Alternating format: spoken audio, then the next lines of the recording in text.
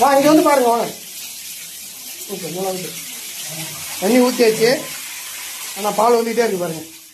உள்ள வரும் உள்ள வரும். அங்கே நில்லை அங்கே நில்லை வெளியே நில்லை வெளியே போயிடுமா. இங்கே பாருங்க பால் வந்துக்கிட்டு தான் இருக்கு. 30 குடம் தண்ணி ஊற்றியாச்சு. ஆனால் பால் நிற்கல இன்னும் வந்துக்கிட்டே தான் இருக்கு பாருங்க. பாருங்க பாருங்க. நம்பூர் கோயில ஒரு சின்ன ஒரு அதிசயம் நடந்திருக்கு. ஆத்தா இங்கதான் குடி கொண்டு இருக்கா.